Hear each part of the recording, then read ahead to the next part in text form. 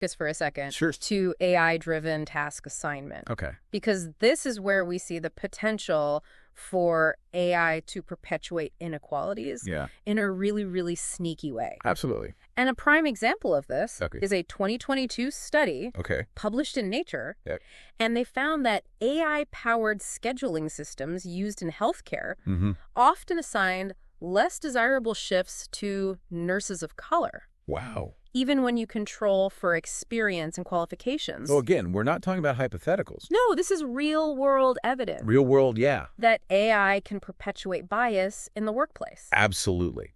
These systems are learning from past patterns of discrimination. Right. Which means they can repeat them in the future. Right. And when it comes to task assignment, Yeah. this can have a significant impact on career trajectories. Right. If women are consistently assigned less challenging tasks or less visible tasks, it can limit their opportunity for growth and advancement. It's like a self-fulfilling prophecy. It is. The algorithm learns from the data. Yeah. It perpetuates that bias in the assignment, and then it reinforces those same biases in the data that it collects Exactly. for future decisions. It's a vicious cycle. Yeah. And it's hard to break. It's a tough one. Yeah. So companies need to be incredibly vigilant about the data they're using For sure. to train these algorithms. Absolutely. And ensure that those algorithms are being audited for bias. Regularly, yeah. Regularly. Yeah. So it's not enough to just implement AI and just cross your fingers and hope for the best. Nope. Companies need to be proactive about addressing this. And make sure that the AI Yeah. is being used to create an equitable workplace. Yeah. Not just continuing Not perpetuate these inequalities. Yeah. How do they do that? Like, what can companies actually do? That's a great question. Yeah. And it's one that we will be exploring in more detail in part 2 of this deep dive. Sounds good. We'll look at some specific examples of companies that are getting this right. Okay. And we'll also talk about some cutting-edge research Fantastic. that's being done to develop more equitable AI systems. I can't wait to learn more. Yeah. But for now, we'll leave you with this thought. Right. As AI is becoming more and more a part of our workplaces, we need to be very mindful of its potential For sure. to both amplify and mitigate existing inequalities. Yeah. It's really up to all of us to ensure that this powerful technology is being used to create a more just and equitable world of work. Yeah. Totally agree.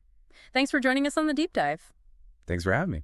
Welcome back to the Deep Dive. Thanks for having me back. In part 1, we talked about how AI could perpetuate biases in the workplace, especially when it comes to wages and tasks. Absolutely. But let's look at the hiring process. Okay. Because AI is being used more and more everywhere to look at resumes and even do interviews. Yeah, a ton of potential, but also some risks. Yeah, for sure.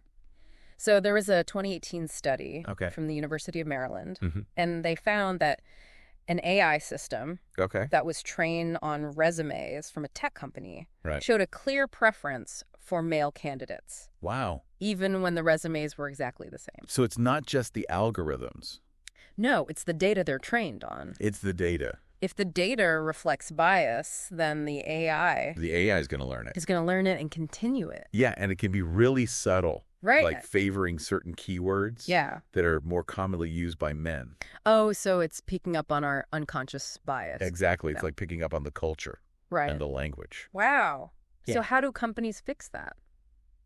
Well, they have to be super careful about the data. Yeah. It has to be representative of the workforce they're trying to build and make sure it doesn't reflect task discrimination. So it's like a balancing act. It is. You want to use AI to make things more efficient. Yeah, streamline things. But you don't want to perpetuate inequality. Make it worse. So what's the key? Transparency. Yo. Companies have to be open about how they're using it in hiring, what data they're using, how they're mitigating bias.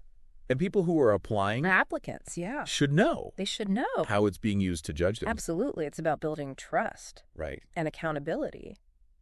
But AI isn't just being used in hiring.